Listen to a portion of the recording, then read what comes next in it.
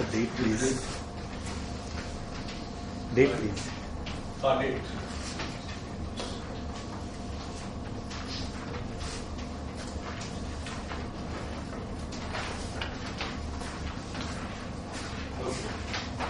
We've been studying this time, and in the last lecture in particular, we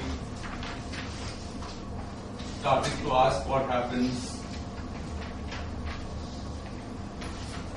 near r equals to gm, at which point these coordinates manifestly become bad, and also even beyond r equals to gm. And what we found by certain amount of analysis was that there is a new set of coordinates called Kruskal coordinates, which bear the following relation to r and t of this metric, and that relation is that r by 2 gm minus 1 e to the r by 2 gm. So today I am not repeating the derivation, but I emphasize we have derived these coordinates. And also t is equal to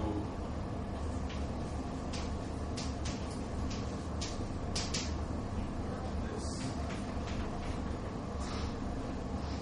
And what we found was that once we make this change of coordinates, then the metric simplifies.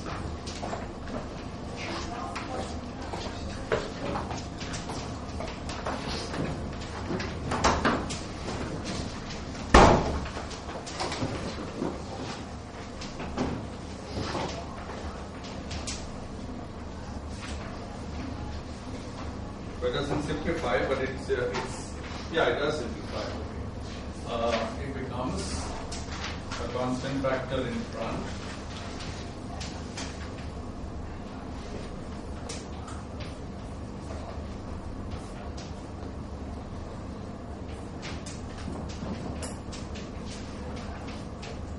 Times this, then d omega square part and nothing. And this shows clearly that at r equals 2 gm, so here r is defined implicitly in terms of t and x. So r equals r of t and x, and I won't remind you exactly how that goes, but there's some function. Okay, so the strategy is, first of all, we use this to argue that there's nothing strange happening at r2 equals 2 gm. Secondly, we notice that in these coordinates 2, something bizarre is happening at r equals 0, so there could be a problem at r equals 0, though we haven't proved that there has to be such a problem. And the third thing we notice is that if we draw x and t and ask the question, what was the outside of r equals 2 gm? What was the region outside r equals 2 gm in this? That's easy to find out because r is a function of t and x. Set this function to be equal to 2 gm, and you'll find a boundary of some region, and the region you find precisely is this one, which popularly goes by the name region 1.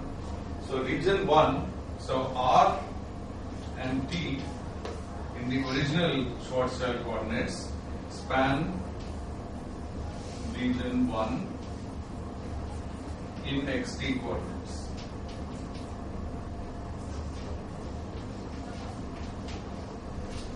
Now last time the question came that actually if we look at this, we find that r and t, the region span, okay, r and t, excuse me, correctly written, r greater than 2 gm and t span region 1 xt coordinates.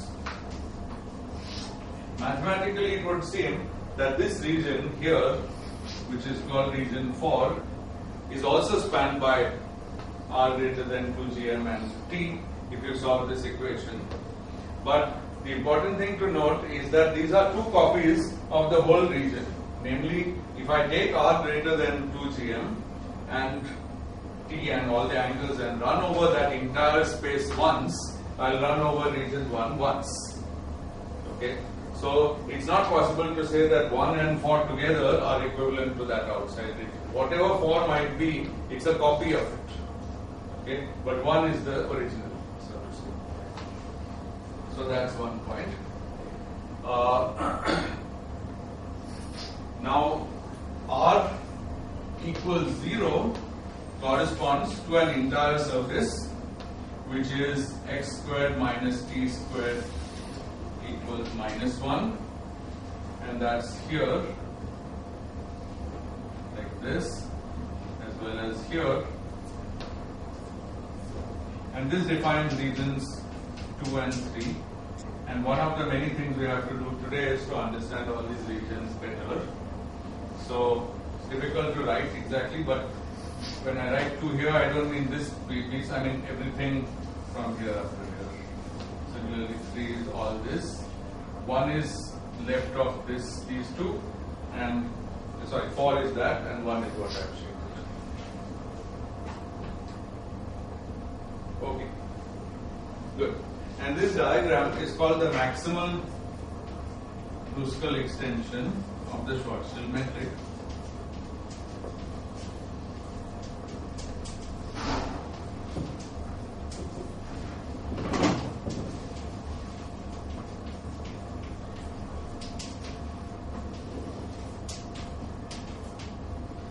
And the idea here is that somehow these r and t coordinates start to become bad, particularly at r equals 2 gm, and so we transform to other coordinates. But once we are in other coordinates, we are free to continue them beyond the region where they were originally valid.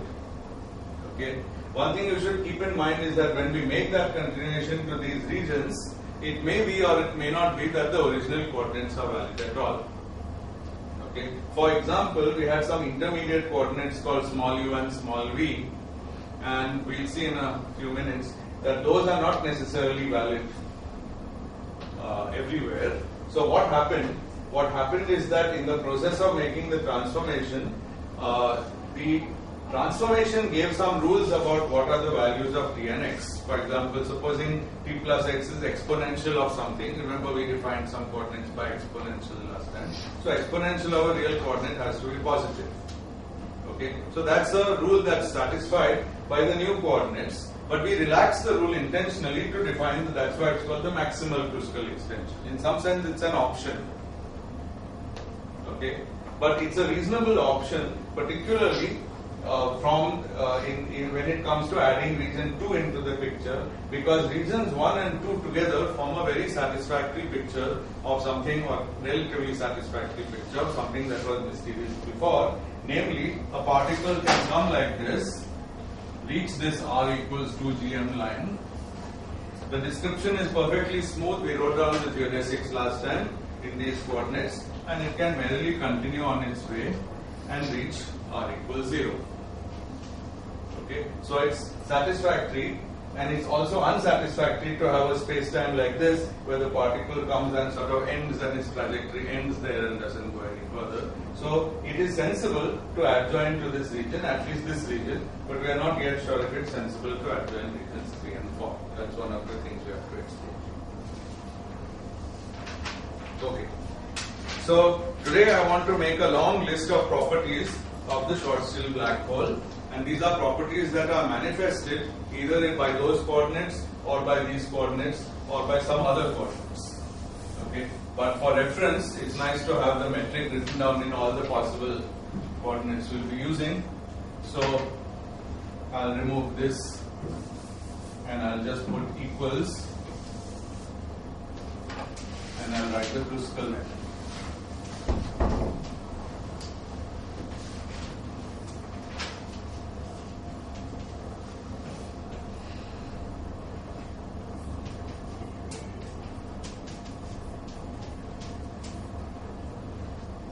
It's just for economy, I'm writing it this way. Don't take, it is true that this is equal to this literally, but of course this metric can describe an extended space-time while this cannot, so one has to be careful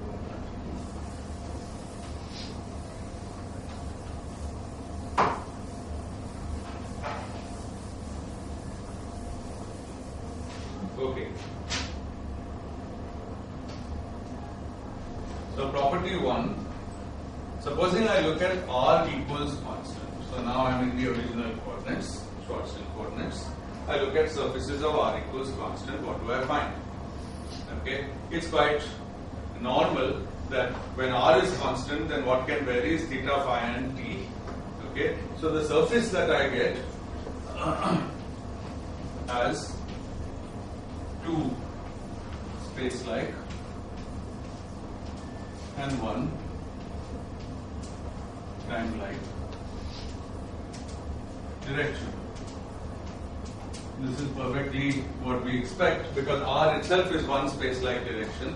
So if I freeze it, then the metric having totally 3 space-like directions, it's lost one of them. If I fix r, so it has 2 more, which are the angles theta, phi, and of course it has time. So that's what the surface of constant r looks like. That's for r greater than 2 gm. However, at r equals 2 gm, we can no longer conclude that from this metric because this metric and these coordinates are not valid, but we can ask the question in that metric. Okay. So at r equals 2 gm, we have x equals t. Okay, in those coordinates, because if you remember, r equals 2 gm gave me the line. They gave me that x squared minus 3 squared is 0, so x equals plus or minus t. It doesn't really matter. One is the diagonal line this way and the other is the diagonal line that way. But those all represent r equals 2 gm. But notice that the coordinate x minus t or x plus t is null. Okay, so that means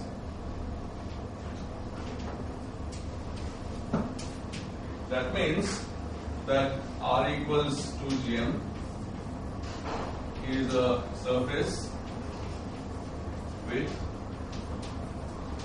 2 space-like, theta and phi are still there, and 1 null direction.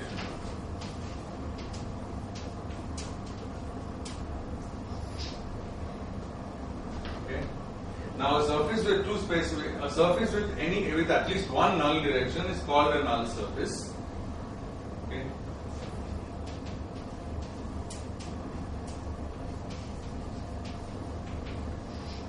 Moreover, null surfaces have a very strange property, which is that they are also orthogonal to the null direction. Because being null, the vector which is in the surface is also orthogonal to all vectors in the surface. So it's null. Okay, well, that's curious. What else can we say except that it's curious? It's one fact about this thing. Now let's try to understand this. Okay, this is fine. Let's try to now understand from the point of view of geodesics approaching this null surface. The question we would want to ask is, can a geodesic approach it? Can it go through it? Can it come out on the other side? What happens on the other side? The other side that we are after, needless to say, is r less than 2 gm. That's the other side which we want to uncover. And we can do it by considering incoming and outgoing geodesics, or ingoing and outgoing. I finally convinced myself that ingoing is correct rather than incoming, because incoming would presume that I'm inside the black hole, which I'd rather not be. So we'll be sending them in, so they are ingoing. Okay? And we've already discussed these in Schwarzschild coordinates. And if you remember, we had dt by dr, this relation we derived, plus minus 1 minus 2 gm upon r, where plus, I think, was ingoing. Does anybody remember practically? Otherwise I'll look.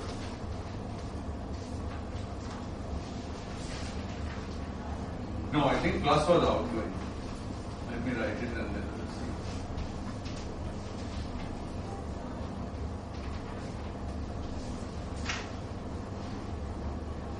These are null geodesics. Sorry, otherwise? DTDR 1 upon that.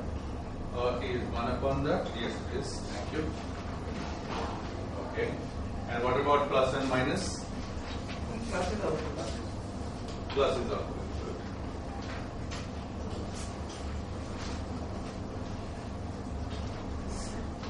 on the null surface, can we say that one vector is orthogonal to other in the sense that is also orthogonal in the same vector? Yeah, that's better. So you have three coordinates, theta, phi, and one of these x plus t or x minus t, whichever one it is. That one is orthogonal to itself because it's null. Okay. And that one is also orthogonal to theta and phi because they are in linearly independent directions. So it's orthogonal to the whole surface. But in that sense, it doesn't come in the same. No, it does. Yeah.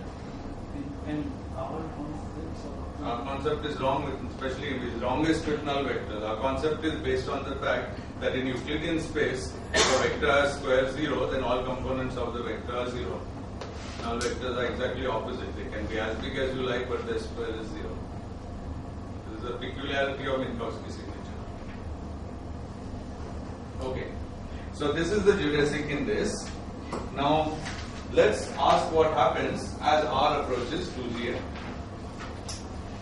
As R tends to 2gm, dt by dr tends to infinity. Sorry, here. Does tend to infinity. Okay. Now, what does that mean? There's a very beautiful picture that's often drawn to illustrate this situation. So let's plot R against t, Schwarzschild coordinates. We are safe as long as we plot it outside 2gm and see what happens.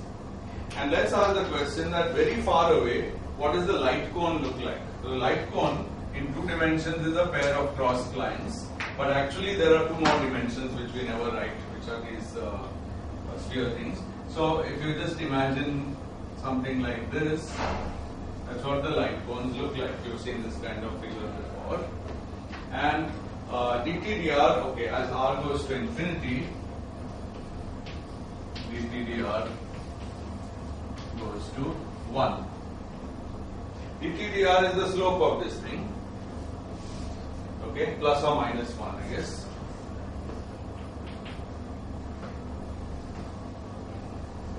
So this is plus 1, that's minus 1. That tells me that this light cone has an open angle of 45 degrees on each side.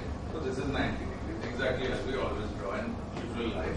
And that's just because this metric describes ordinary flat space-time for R much larger than 2gm, so that this term can be neglected. So far so good.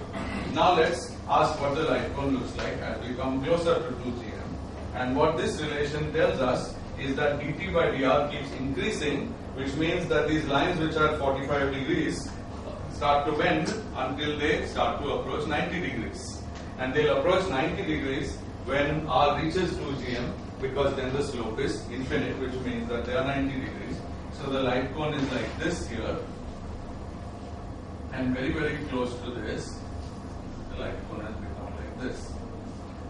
And now it's not difficult to see in this sense why this R equals 2gm is null. It's because the light cone has completely degenerated once we reach the floor. Okay.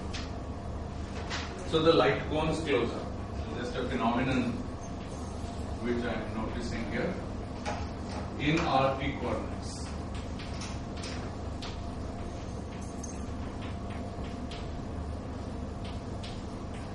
Now, light cone in some coordinates is not the same as the light cone in some other coordinates. We can, on the same diagram, if we were labeling this region with x, capital X and t, the Kruskal coordinates, then the light cones would do something else. Okay? So, this is a statement about these coordinates, and the fact that they close up is related to the fact that these coordinates become bad. Okay, good coordinates should have good light cones. So, these light cones, when they close up, become very bad, and that's the end of these coordinates, at least on this. Okay, good. Now, let's relate this to another phenomenon which we've already sort of seen, but we haven't specifically described it in presence of the Schwarzschild solution, and that is gravitational redshift. So after now, these were some purely mathematical statements about space-time. Now let's see what's the physics of light cones closing up or this thing becoming null. All the statements I'm making, 1, 2, 3, 4, many of them are the same statement made in some other language. First statement was that R equals 2gm is null. Second statement was that light cones close up as we reach. Third is that gravitational redshift gets infinite as we reach.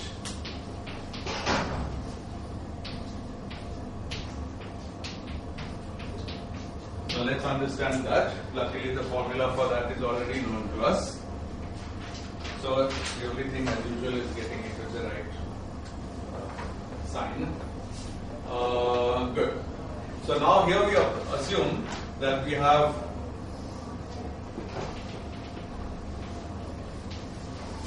two observers, one sitting very far away at rest. It's very easy to be at rest very far away, because very far away from this object there is no gravitational field, it damps off as 1 by r. So you can always have somebody at rest very far away, and this is the observer at infinity. There's another one, let's say, who's following an infalling geodesic. We'll be looking at these geodesics more closely, but let's suppose somebody is following the geodesic. Okay. Now this person has a proper time and therefore measures proper time intervals in their own frame, and we want to relate this person's proper time to the time observed at infinity, or more precisely we want to relate intervals of this person to the intervals observed by this person. So the best way to do that is tell this person that you have a kind of stopwatch, and every second you emit a beep. Every second in your proper time you emit a beep, regular intervals, and keep doing it until we tell you not to. Now that beep that's emitted travels here, and the fact that it's moving away from the source of gravitational field to infinity where there's no gravitational field causes the redshift, and we know the formula because we've already derived it. The formula is that the intervals observed at infinity, where the proper time is same as coordinate time because the whole thing is flat, these intervals are, so this is the same as proper time at infinity, is 1 by root minus g00 times the intervals reported by the falling observer. Okay, this you can say is T observer. Well, both are observers, so this is an infalling observer. Now, in is the proper time of the infalling observer. So this is the relation between the time interval here and the time interval here. So literally, this person is going beep, beep, beep, beep, and sending signals here, and after whatever time it takes to reach this person, the question they are asking is how far apart are the signals spaced. Okay, and what we find from this thing, this factor is of course exactly the factor that's getting large, 1 minus 2 gm upon r to the half. Now in that means this is tending to 0 as r is approaching 2 gm. This is the time interval, a fixed time interval that the person is who's emitting is sending at fixed time intervals. Therefore, this person's time intervals are becoming larger and larger from this formula. That means as this person approaches here, the gap between one beep and the next stretches enormously until by the time the person appears to reach here, the gap has stretched to infinity. But what does it mean that a gap of signals has stretched to infinity?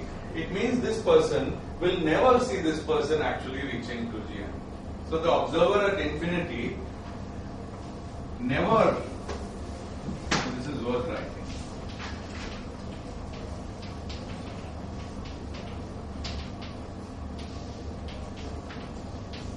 never sees the infalling observer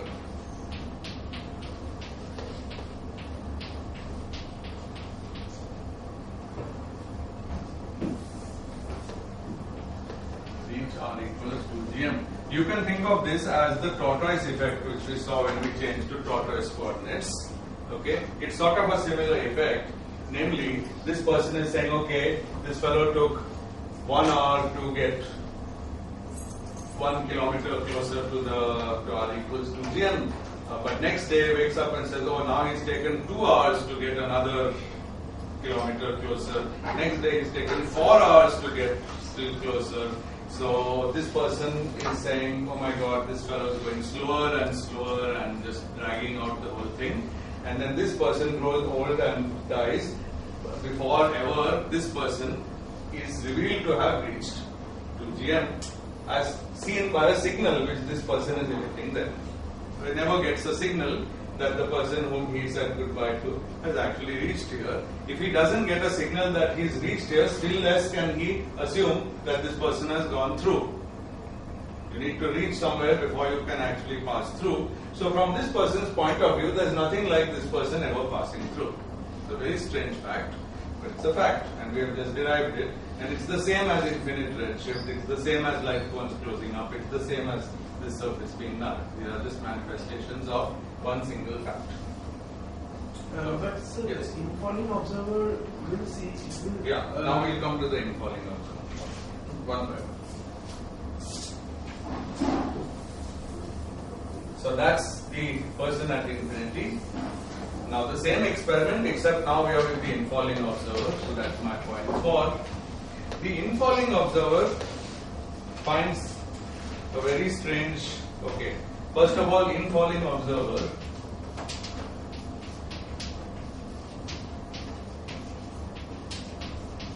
can only experience things that are coordinate independent of our choice of coordinates. They have to be physical things, okay, and therefore can experience curvatures.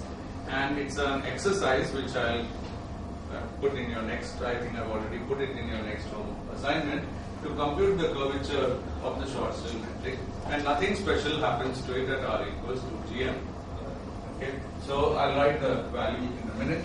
The infalling observer simply experiences nothing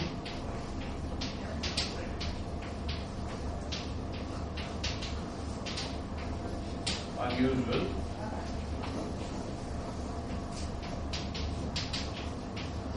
However, if this observer is trying to use R and T coordinates to describe what's happening when he or she comes close to R equals 2 GM, he will find that it's becoming harder and harder to describe what's happening in these coordinates, and he'll be tempted to switch to crystal coordinates.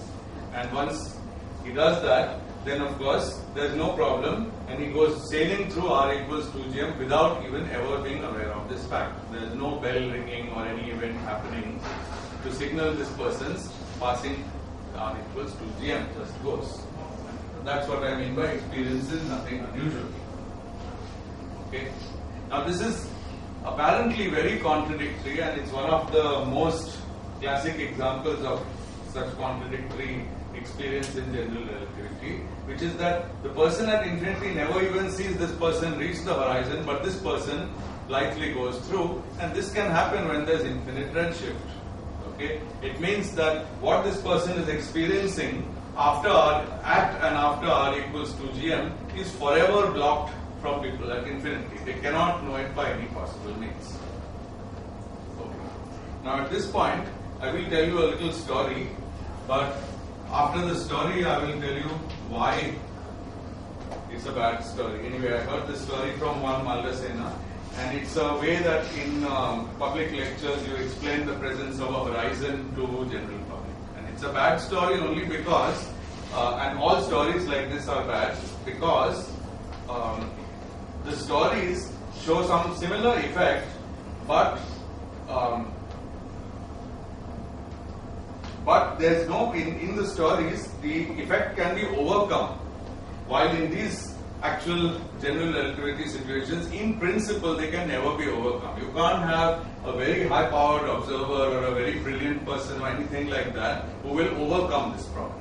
Okay? But in the stories, you can overcome. Let me tell you the story a bit later, because I still haven't established that this thing is a horizon. I'm just telling you that there's nothing unusual going past it. But as you all have surely read, the important thing is that after passing this, our observer is doomed and can never come back out of R equals 2 GM. which is why it's called an event horizon. That I still need to prove. So let me show you that. And so now we 5 R equals 2gm is a one-way barrier.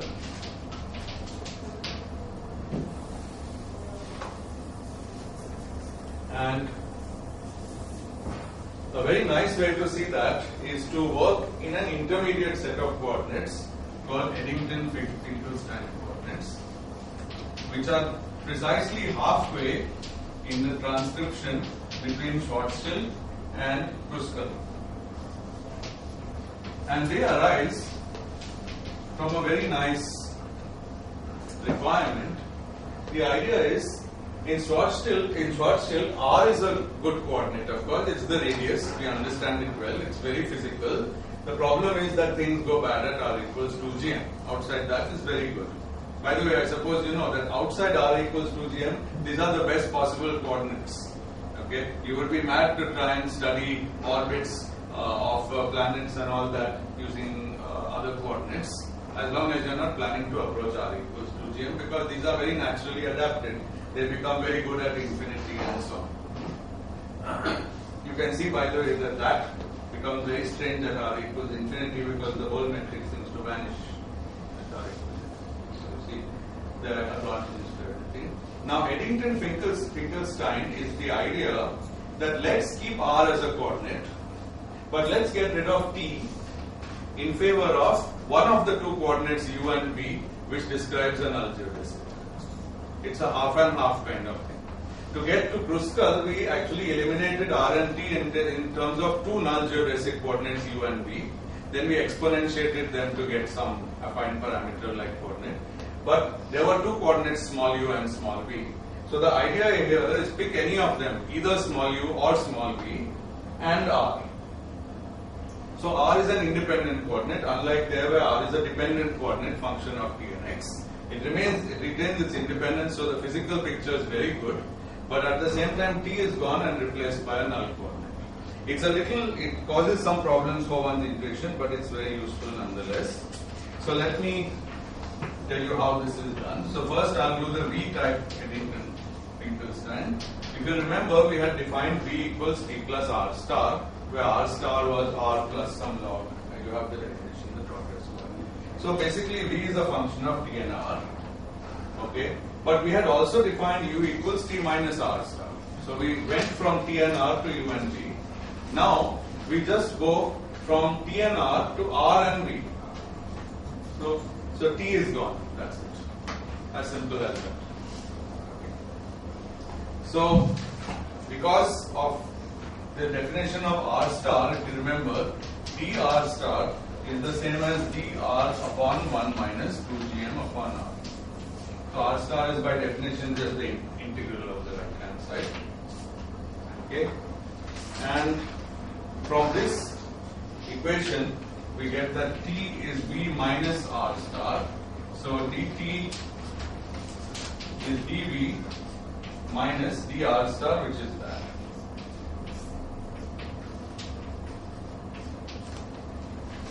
Okay, now I've got dt. That's the only thing I need to eliminate from this metric, and I'll be in Eddington-Finkelstein coordinates.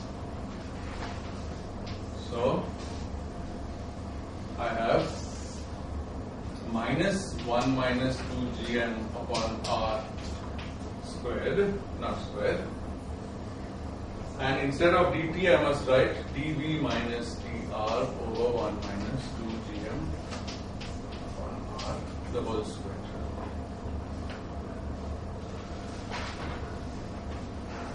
Plus dr upon 1 minus 2gm upon R. Okay. Now what can you see by inspection of this expression? Something cancels. dr square term actually cancels out. Okay. So it's quite a simple transformation. The end result is that dr square cancels out, and so we get minus 1 minus 2gm upon R dv square plus 2 dv dr. So as always, there's a benefit and there's a price. The benefit is that this is the simplest, this is even simpler than the original form. Okay, plus of course r square d omega 2 square. It's terribly simple. The price is that it's not diagonal. Okay. But there's a nice benefit from it not being diagonal, which is that you can compute the determinant of the metric in these coordinates and you find that it's perfectly non-singular even at r equals 2gm. Because what's the metric? It's minus 1 minus 2gm over r here. But then it's 0 in the next place. This is the dr squared entry, which is not there. And there are some 1s here. And then here it is that r squared and r squared sine squared theta, which is always there. That's the metric. Okay. Try to take the determinant. This factor doesn't even contribute because it's multiplied by 0. What instead contributes are these 1s and this. So the whole answer is something like r4 sine squared theta. Perfectly well behaved. Okay. And has absolutely no knowledge about the mass or anything. Okay. Of course, to be fair, the determinant of this one also is finite. So so maybe the determinant wasn't the most important gain. The second thing that happens here, which is now new, is that if r is 2gm, this term goes away but doesn't cause any harm to the metric, because just drop it, the metric is dv/dr, which is a perfectly sensible non-singular metric for a two-dimensional space, just that both v and r in that case are null. It's like dx plus dx minus. Okay, if you ever used like quantized coordinates x plus and x minus, which is something like x plus t and x minus t, then it's just a cross metric, perfectly well defined, even if this term drops out. In that, it differs crucially from the original Schwarzschild metric. So these are, this is the metric in Eddington-Finkelstein coordinates. Sir? Yes. So here d depends upon, d is a function of r. T and r, yes. T and r. So it's a new coordinate. But is that the reason that we are getting cross terms here? Yeah, that's of course the reason why we are getting cross term. That's correct. But once you've done the change, see, you're allowed any change of coordinates. Now remember, general relativity allows you t prime is t of x, y, z, t. T prime is t prime of x, y, z, t.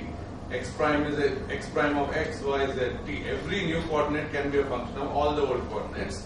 But we shouldn't make up our mind what is the nature of the new coordinate until we see the metric. Now when we see the metric, we say, v is a triangular coordinate. Okay, and when this goes to 0, we say, okay, now v is a null coordinate, and r is always null. R has become null. That's the new thing. Okay, that means in this metric, a shift in r, its square is 0. If I just shift in r at fixed v, if I make a little change r to r plus dr for fixed v, then its square is 0. So r itself is null. That sort of prepares the system for the fact that when r reaches 2gm, it's going to be null anyway, because physically 2gm is a null surface. But by making r null everywhere, we won't encounter any new surprise at 2gm. That's one way of thinking. Okay, good. Okay, but why have we done all this? Now let's look at the null geodesics. This is always fun. Now you know how to do this. Given a metric, you can just read off the null geodesic equation by copying down the coefficients and multiplying them by the dot with respect to proper time of the coordinate. So it's minus this v dot square plus 2v dot r dot equals 0, where dot is with respect to the proper time tau. But we are typically interested in dt by dr, where t is the time. Now the time is v in this metric. So we are interested in dv by dr. And we find the following answer. Correct. We first of all find that there's, if we try to solve this for dv by dr, we have to divide by r dot squared. Okay? And sorry, v dot equals 0 itself is one solution. So dv dr equals 0 is one solution, and the other solution is dv dr equals twice 1 minus 2gm upon r inverse, and which is ingoing and which is outgoing. One of these has to be ingoing. In fact, if you go back to your notes, you'll see that constant v was invented so that constant v is the ingoing geodesic. That's how we define v in the last lecture. So, no surprise that we find this. It's defined so that constant v is the ingoing geodesic. So this is ingoing, and this is outgoing.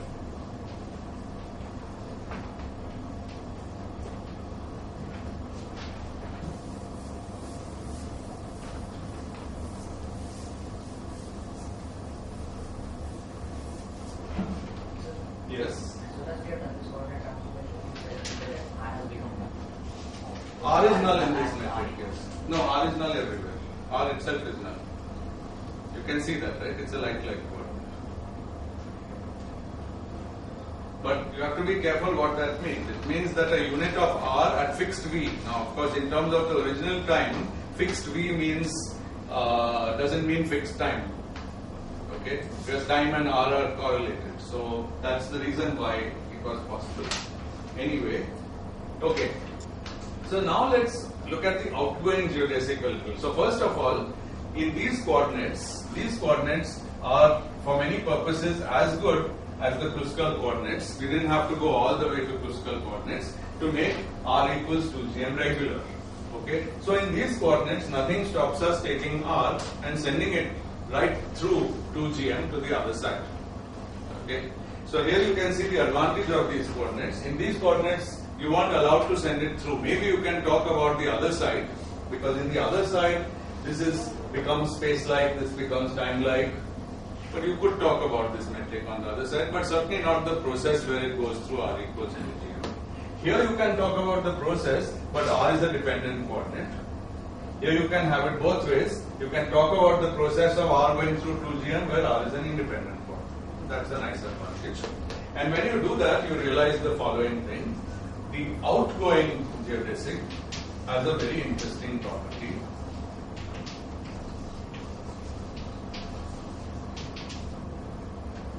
Geodesic has dV by dr greater than 0 for R outside 2gm, but dV by dr less than 0 for R less than 2gm. You can see that manifestly. This factor simply flips sign. Okay? Now that's a very interesting thing. Physically, what does it mean? V is a time. So time is supposed to be increasing. So this one says that as long as we are outside the horizon, when time increases, the distance increases, which is exactly what we mean by outgoing. Outgoing means that as time increases, we move away from the center. However, once we are inside, as V increases, R decreases. So the same geodesic inside is taking us towards the center instead of away from the center. So there is a sense in which the outgoing geodesic has become ingoing. Now it's very confusing because actually once we are inside, R is more properly, in these coordinates, R is more properly thought of as a time. Okay? But in those coordinates, R is null and V is the time. It's very, very confusing. You see that? Okay, in these coordinates, excuse me, V is space-like. V becomes like a space direction also when we cross the horizon, but R is null. Yes? Yeah. This of course always changes sign. So time always turns into space, but here space also turns into time, while here space is null and it remains null. That's the only new thing. Anyway, the physical interpretation is this, is that here's the famous picture now. This is always the picture one draws. It doesn't really matter whether it's R and T or R and V, but actually this doesn't matter. It's just R which matters, and R is common to both coordinate systems. So outside we have a ingoing and outgoing The ingoing one has the property that it simply goes in as it's supposed to without doing anything exciting all the way right up to r equals 0. The outgoing one, you would expect it's outgoing here, it's outgoing here, it's outgoing there, but it becomes less outgoing here because of the redshift. Something strange happens to it here. In fact, it becomes stationary. It's literally the case that light following such a geodesic, if you place it at r equals 2 gm, it sits there forever. Okay? And it has to do that because after we cross it, then this outgoing geodesic now goes inwards. Okay? And now you can see that in this picture, there's absolutely no trajectory which starting from the inside takes you to the outside. Okay? Once you're inside, you can either follow the ingoing geodesic or you can follow the ingoing geodesic. Those are your choices, both are. Okay? Both ways you reach the center. Yes? The issue is, you're using Einstein-Finkelstein coordinates to describe the geodesic.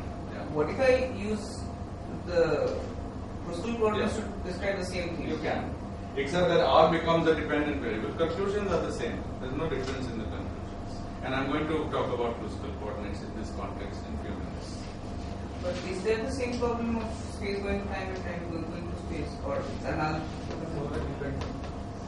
You could wait a few minutes and I'll tell you. Okay. Good. So now for the first time we have the right to refer to r equals 2 gm as a horizon. Event horizon. The technical name. Because although nothing singular happens to a person passing through at the moment that they pass through, what they don't know is that if they were going on an ingoing geodesic, of course they are here, but they may imagine that over here they will make a decision to switch to the outgoing geodesic and they'll discover that there isn't one anymore. Okay, so there's no geodesic that will lead them out. Okay, and in fact causally the outside has become disconnected from them and there's no way they can go out. There are hundreds of ways of seeing this and we'll go on and on seeing it till you're sick of it. Both today as well as in the next lecture when I'll do Kruskal, I'll do the Penrose diagrams, which will make it even more clear in a different way. Okay? But this is the story. And now perhaps I can tell you just very briefly this Mallasena tale about the fish and the river, so you can just see how it works. So here's a river, okay, and it has a velocity v of the river. But V river is variable, and at the end of this, there's a waterfall, and anything which is flowing along with the, carried along with the river, will go down the waterfall and be smashed to bits. Now here we have a fish. You'll have to forgive me. I'm not very good at this. Okay, that's a fish, and it has a velocity. It has a velocity of its own choosing. It's a fish. It can swim whichever way it likes, but it has a limitation that its maximum velocity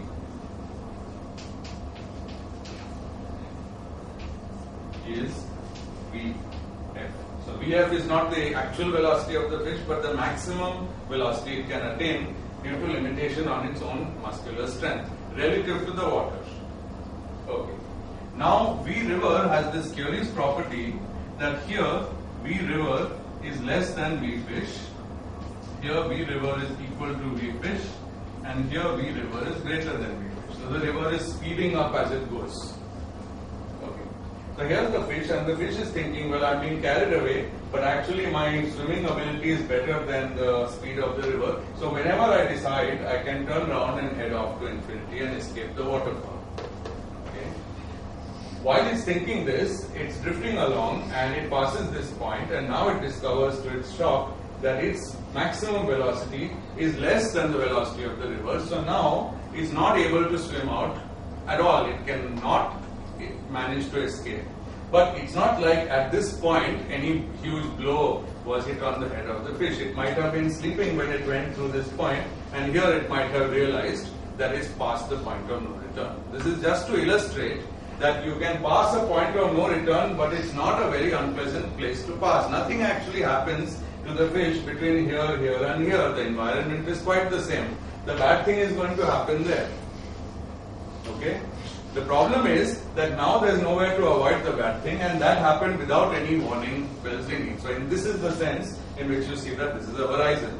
Now why it's a bad story is that for any given river, you can always invent a fish whose velocity is greater than the maximum velocity of the river, so it will always escape from the singularity.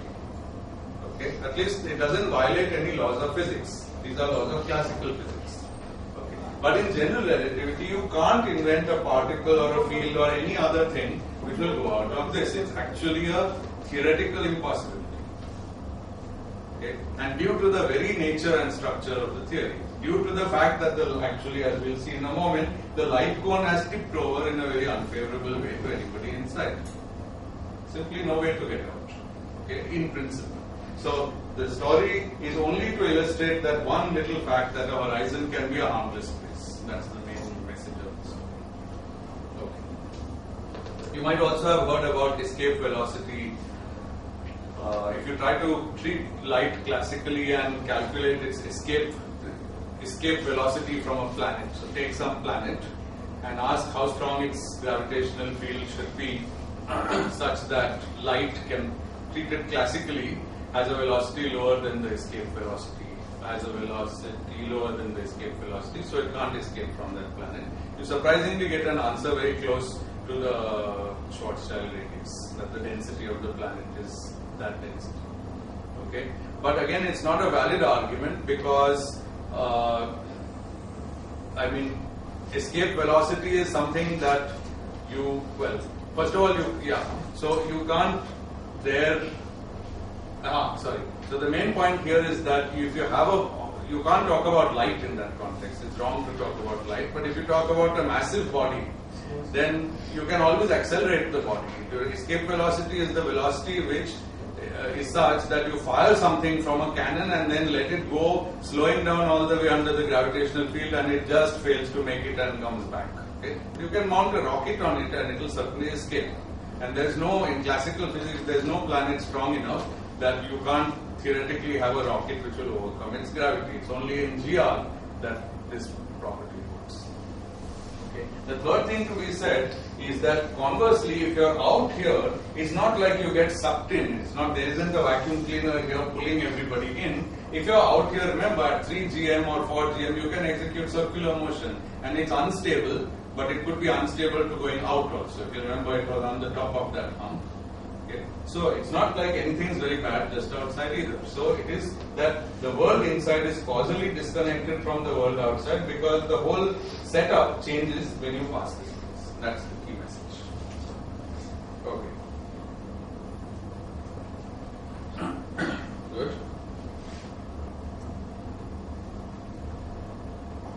Okay. Now supposing we are inside, you know that in these coordinates, it's obvious that once we are inside, then r is time-like. Okay, that's one more way to understand what is happening. If you think of r as time, then these are all words I emphasize. The equations are more important. If you think of r as time, then reaching the center of the black hole is not a process in space, it's a process in time. You can no more stop it than you can stop yourself going forward in time. Okay, so that's related to the fact that this thing points to the center. Okay, you may wonder what happens to r in the Eddington-Finkelstein coordinates, which are now sadly rubbed out. But actually, you can also see there ds square is minus .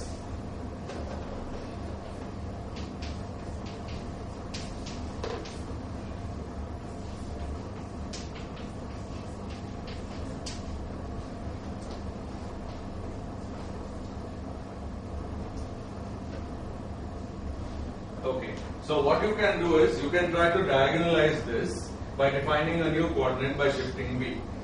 Okay, define it so that you get rid of the cross term and you will generate a dr squared term. And what you will find is that the dr squared term is positive for r greater than 2 gm and negative for r less than 2 gm. So even in this metric, there is a sense in which if you want to ask what's a natural time in which this thing is diagonal, then you will find that r is time-like inside. Okay. Yes. So inside time, like so it's a true deep in space, like Yes. so. I mean, the space you can move backward and forward. Does it mean that causality is defined? Yeah, that's a puzzling question, and that's exactly the kind of question which the best way to study it is using Penrose diagrams, because there the causal structure is very precisely set out from the beginning. So I think let's talk about causality in more detail next time. But what I will do is show you some little phenomena that are related to that fact. Okay. So I don't know what number of point I was on, but according to my notes, I'm now on point 6 out of 10. So I'll be fast.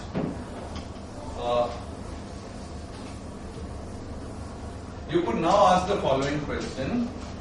Supposing I am here and therefore I am doomed to always fall in.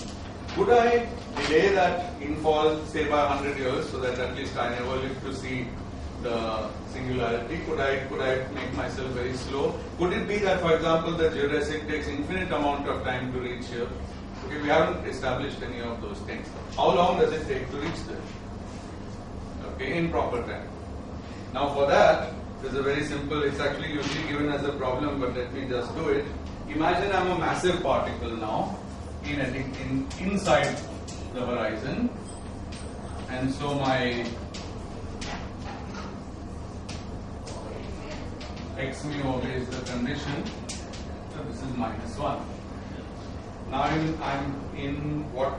Now I'll actually go back to Schwarzschild coordinates, because I want to answer a question which is defined after I'm well inside. I'm nowhere near the horizon. I'm well inside, so I can use these coordinates again. Of course, I can also use those or Eddington Pickford's line or any. But let me just, for simplicity, use those. Okay. In any case, I'm trying to find r as a function of proper time, and r is the same in these or in Eddington equations. So this equation, of course, we've seen this hundreds of times, is this E dot squared plus 1 over 1 minus 2gm by r dot squared equals -1. Now, this is general, but if r is greater than 2gm, then it's better to write this in terms of, so each of these brackets turns negative, so I'll write it as mod of 1 minus 2gm by r, which is that when r is less than 2gm, d dot square, and this is minus r dot square over mod of 1 minus 2gm by r is equal to -1. So if I take r dot square to the other side, I can easily see from this that r dot is greater than root of mod of 1 minus 2gm by r. Yeah. I take this to the other side, I bring 1 here, then I multiply throughout by 1 minus 2gm by r, and then I notice that this is a strictly positive term, so I can drop it to get a bound, and r dot is greater than that. Okay, and that's really the signal.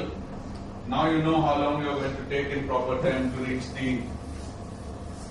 center, the singularity at the center, because this, if I integrate, says d tau is equal to integral from, let's say this is the maximum that you could be from here to here, and it is dr upon root 1 minus 2 gm r minus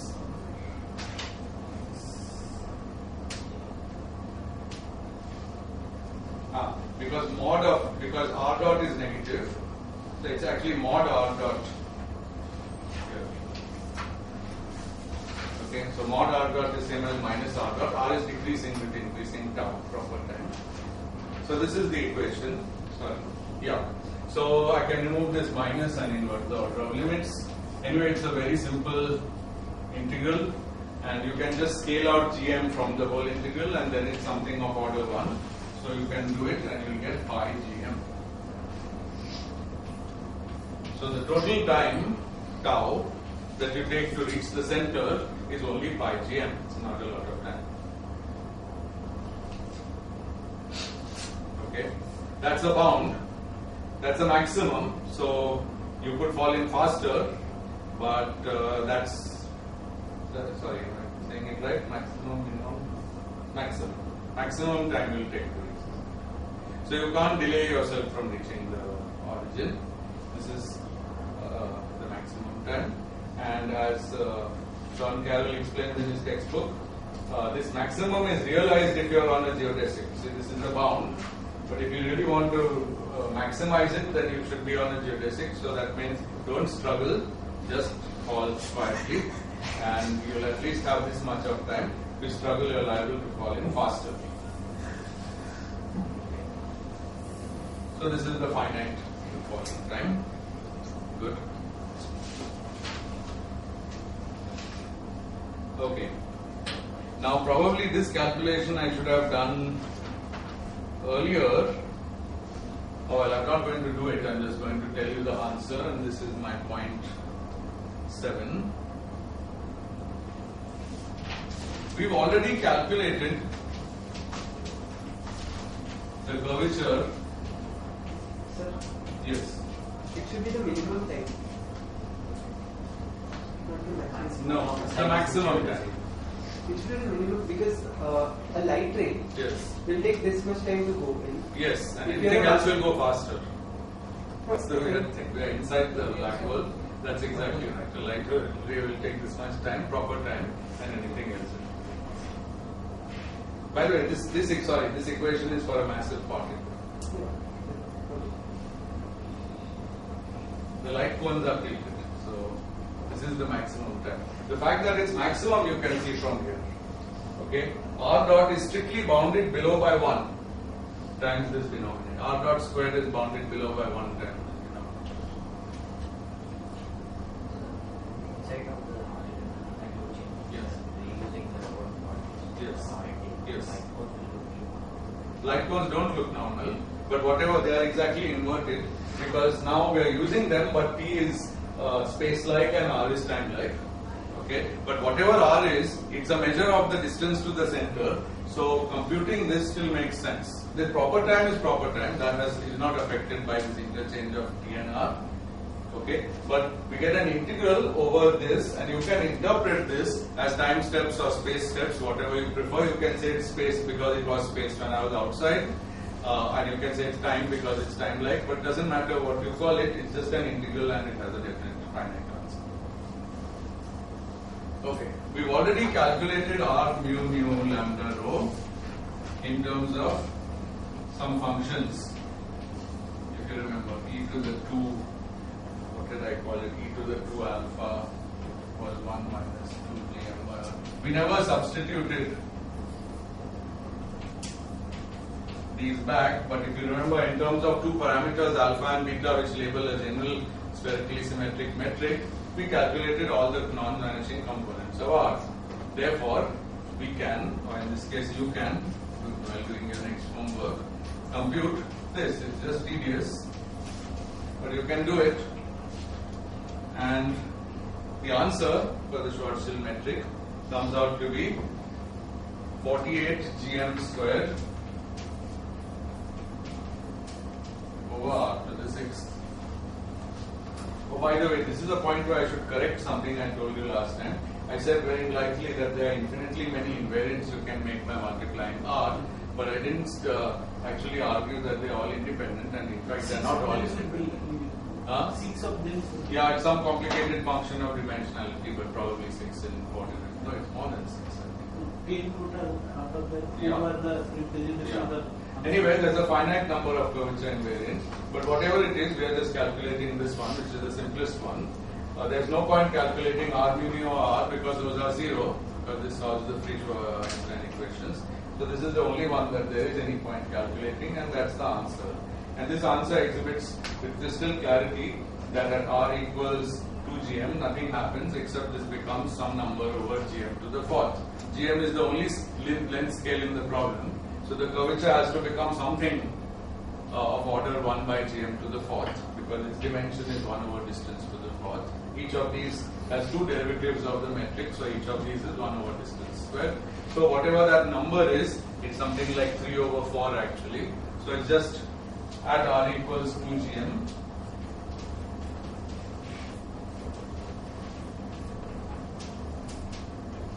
So this confirms the picture that we have been steadily building up, that nothing very special happens to the curvature on the horizon, at the event horizon. Okay. On the other hand, at R equals 0, it blows up, which means that the gravitational fields are extremely strong, arbitrarily strong, near R equals 0. So completely consistent with all the other things we have. Okay. Couple more comments. Maybe this is also a time for me to ask all of you. I went through your first few answers in your homework, and almost all of you have used a definition of R which is opposite of mine. Now you are completely allowed to do that, but I hope everybody is aware of that, because for example my definition of the Lagrangian and the sign of R is correlated, so you can't use my Lagrangian and your R. If you want to use your sign of R, you better use it everywhere. So can I ask which book everybody has used to solve that particular problem? Because I think the answers seem very closely related. So just tell me what book, because Wald has my conventions agree with Wald, Carroll, and my conventions agree with Wald, Carroll, and So which problem you one second. Let me concentrate. Hartley.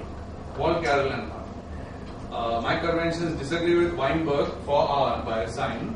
With Landau and Lifshitz, the space-time metric itself signature also differ. I think Weinberg also. Both have plus, minus, minus, minus, and they have the opposite sign. So I'm just saying, you can do whatever you prefer, but be sure you know what you're doing. You don't get into errors. Yeah. Now what you asking?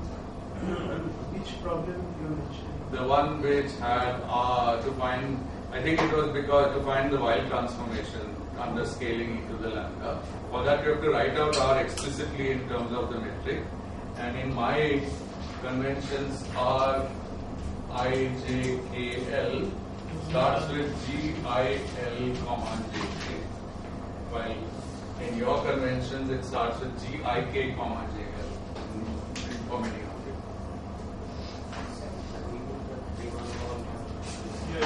I gave the formula, then in that case it's possible that I gave the formula twice.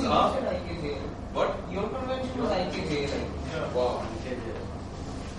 Okay.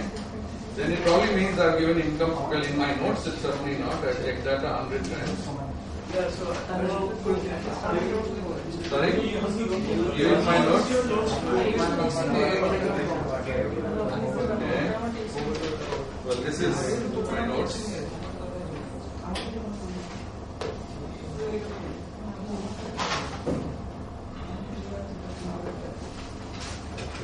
There must be some page of my notes where I did the opposite, but I'm not able to find it. So, am I wrong with what I'm handing out?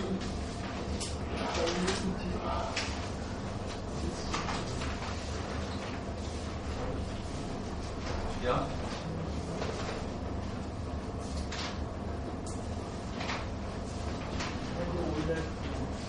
I see. Previous to lecture 7? I didn't. Okay. Where? Oh God, I did this? yeah, so Which lecture can you So then later I did this one. I can't believe I did this, but okay. Okay, so in case I. Yeah, 3rd September. I wrote something else, you wrote something else. It is possible that I wrote something else on the body, but this should be on the website. Yeah, I think that must be what happened. Anyway, okay, please check lecture 7 on the website and get your conventions thing. I'm sorry if I wrote it wrong in the class. It is possible. It can even be proved. I'll check that.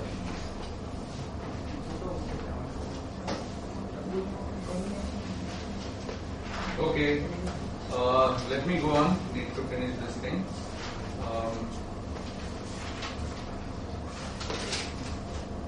Yeah.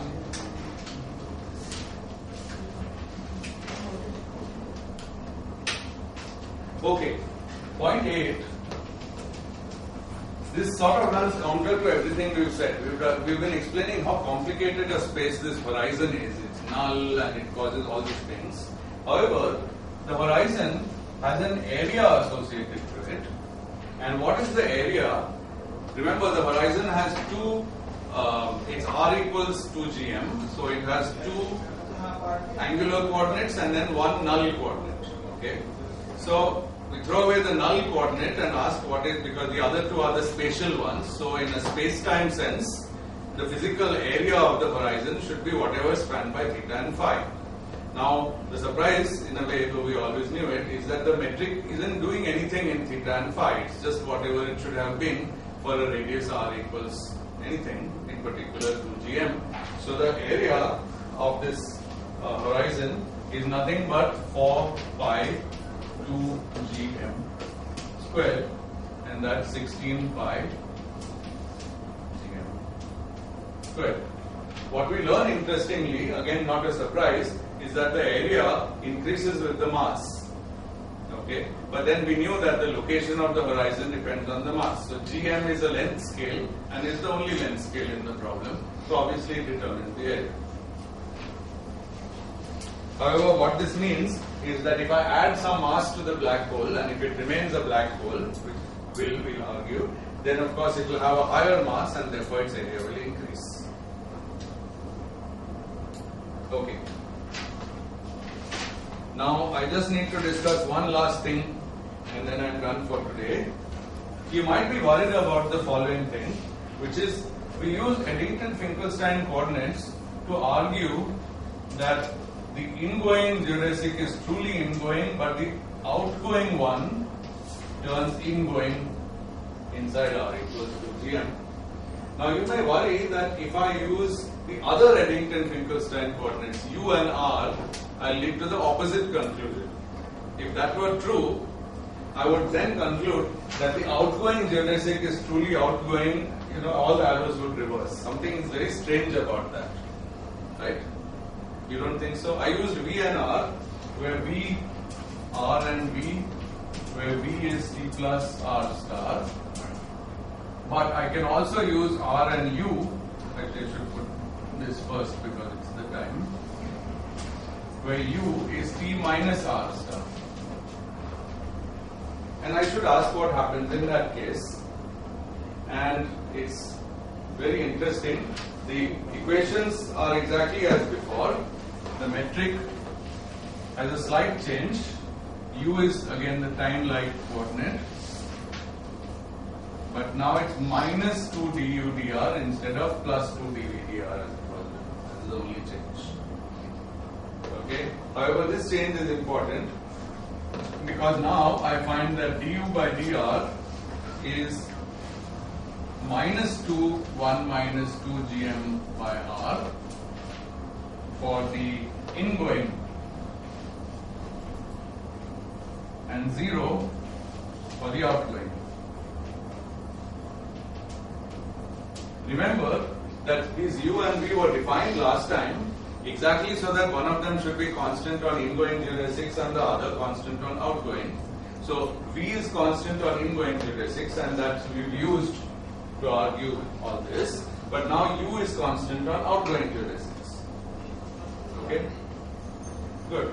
So this is rather worrying because first of all it seems to contradict what, notice that here the ingoing geodesic appears to change sign if I go inside. So we would have apparently, if these two statements are true, we would have all these arrows reversed and from here we'd be able to sort of swim out and sit on the horizon forever, which would be much preferable to being dragged into the singularity, but it seems to contradict everything that we just saw. It's a puzzle. Do you agree? If these are the two geodesics, we also seem to find two more with the arrows reversed, and we can't possibly have 4 different types of geodesics. There can only be the ones that from outside are incoming or outgoing. Whatever they do inside is determined. Okay. So the answer is quite nice. And it consists of the following observation. the full extended spacetime is given by Kruskal coordinates. So we should ask the question, what part of this or all of this do Eddington-Finkelstein coordinates describe? Schwarzschild coordinates we know describe this, and they don't allow us any smooth passage through this. We sometimes may use them in there, but they basically don't allow us any smooth passage through the boundary. There's also this line which is r equals 0. Okay. Now Eddington-Finkelstein has the following very interesting property. These are conventionally labeled like this.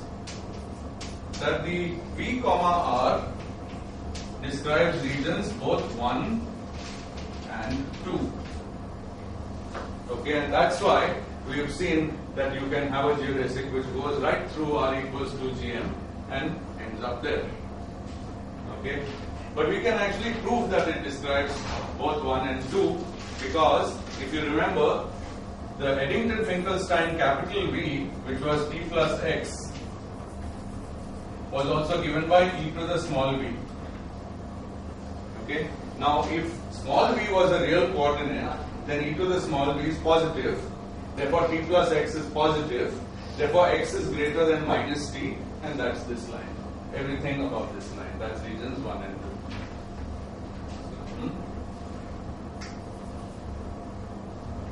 The reason why there are other regions in Kruskal coordinates is that we give up this correspondence. Right? That's what it means to extend coordinates. That we give up where they came from and then extend their range of validity. But in Eddington-Finkelstein, we can only be in these because V has to have a meaning. Okay. Now ask the question, what the U and R coordinates describe. The U coordinate, capital U of Kruskal, was minus e to the minus u. So if this coordinate is well defined, then capital U must be negative. But capital U was capital T minus capital X. So that says that X must be less than T. X must be greater than T. Sorry. T minus X is negative, so X is greater than T. What is X greater than T in this diagram? Yeah, so regions 1 and 3, exactly. And now the mystery is solved. The geodesics we get in these coordinates are actually past going geodesics which terminate on this singularity. And here it is true. On a past geodesic, you can actually, I don't know how to say, if you are going backwards in time, you can actually go out through this. Okay? So, things which originate, this part is called the white hole, this part is called the black hole, the interior of the black hole. The white hole is the time reverse of the black hole. So, it's a hypothetical space where everything originates from a singularity and then goes out. Or if it follows the other geodesic, it drifts to the horizon and gets stuck over there. Everything is time reverse of those angles. Okay? So therefore there is no contradiction. There are indeed 4 types of geodesics. 2 of them flow with positive time into that singularity, and 2 of them arise from this singularity, or if you are here already, then they flow backwards in time to a past singularity. So the difference is this part of the R equals 0 singularity is in the past, this part is in the future. Okay, and the U and V coordinates describe different parts of this diagram. We actually don't therefore need the U and R coordinates because this region is not at all obvious that there is any physical object which it describes. The physical object we want is the exterior of a black hole and its interior. Okay. We don't know that there is anything in nature called a white hole because the white hole would have to be prepared by creating some kind of singularity. It's not obvious that it's there. And 4, of course, is a region which is a copy of 1, but it's not causally connected. You can't use a time-like geodesic or any particle that is either time-like or light null to access this region from this region. Basically, what you have to do is go this way, but this is a space-like geodesic. And no particle, a particle that goes on space-like geodesic would have imaginary mass. So an ordinary particle cannot access this. So this is also something we don't really need. Okay. So I hope this set of different observations has made it a little bit clear what the system is of interest. And basically it boils down to 1 and 2, although there will be an additional ingredient possibly next time, which is that there will be matter somewhere, right? This thing might have been created by some collapsing matter. In that case, this may also be bounded, may be blocked by the matter. Remember, we solved the equations in vacuum. We are not always allowed to do that. So that kind of thing we'll discuss when we talk about gravitational physics. So that interpretation of region 3 and Yeah. didn't get that. When things are going towards region 1 from 3. So this is the structure of geodesics, right? You agree that from this, because if you look at this minus sign, then all the signs of these things are reversed. This is the singularity, this is the outside world, and all signs are reversed. So now I am drawing the geodesic. This is the time reverse of the infalling geodesic, which was going here, which was infalling always. Okay, and this is the time reverse of the one which was the outgoing geodesic, which on the other side of the horizon is ingoing. Okay. The point is, if both these geodesics had the arrows reversed and they were in the same place, then we would have a real problem, because then it would seem that we can come out. Okay, but they are actually in the past. Since they are in the past, the interpretation is that rather things which are created in the white hole can come out, no problem. A white hole is a time reverse of a black hole. So far from taking everything inside itself permanently, it gives off, it forces everything it has inside itself to go out. But in backwards in time. No, so this way is backwards in time. The process is not backwards in time. Processes don't take place backwards in time. But this mathematical way of discovering the geodesic as leading to the singularity, that process has to be interpreted backwards in time, and then you get a consistent, meaningful process.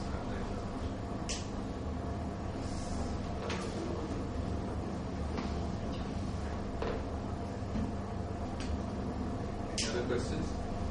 Is it like the advanced and retarded solutions which we have in EM? So here we are discarding one solution. We are actually not discarding. Okay, so there are many solutions. First of all, I mean the general rule is that any second order equation has two solutions.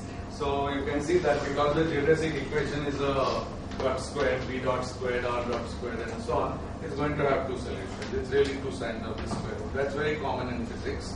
Here it's more complicated than that, because the VR coordinates give me two geodesics. The fact that I have two geodesics is what you said. There are always two solutions to the equation. Strangely, there seem to be four geodesics, not two. Four families. Two come out by studying the VR coordinates and two come by studying the UR coordinates. Now, the contradiction is avoided by the fact that UR coordinates include region 3 and they don't include region 2. Okay, both regions are on the other side of R equals 2GM, but there are two different regions. In fact, they are understood well. It's very, maybe I don't want to add any more words to it. But really, what I think is that regions 1 and 2 are physical, that too up to the possibility of matter being there. Regions 3 and 4 are either unphysical, or maybe someday if we find some situation which requires 3, then we may need to. Of course, one should hesitate to say such things, because I went over Weinberg's book. If you read Weinberg's book on the subject of black holes, it's rather shocking. He says that, it's a kind of abstract, hypothetical object. There's no evidence for it anywhere in the universe and so on. But if it was there, at least it teaches us that singularities at R equals 2GM are not real. They can be removed by change of coordinates. End of the discussion. Now I'm not surprised that the book is sort of gone out of date, because that was a really crushingly wrong prediction. I think black holes are the most important thing in GR rather than just a hypothetical example. Yeah. In this case, in this case of white hole, from region 3 if we start in forward in time, then after crossing twice GM, will it which way it should go? It has both the No. This one has out. This is the one which is U equals constant. Nothing happens to it. It doesn't flip sign or nothing. It just goes. This one, what happens is that the geodesic goes, but it sort of ends here, and a different geodesic from here ends here, but this one coming this way is coming backward in time. So this basically the light rays which start here get stuck on the horizon from the inside, while here, here I guess. Here also, I think if you are exactly there, you are also stuck, because here also the geodesic is changing sign. So the infinite redshift will tell you that a light ray on the horizon is stuck. In both cases, it's stuck. But actually with pulsing, I mean, the Exactly at r equals 2gm, it will stay there. Not very physically meaningful, but that's what the expression is. Okay, well, thank you.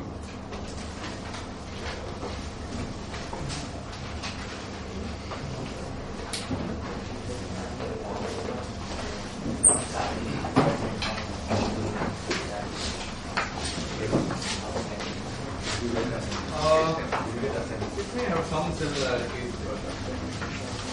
The assignment will be uploaded on the website for anyone. Sorry? Yeah, you know, you always find positive and negative solutions to everything because everything is second order. But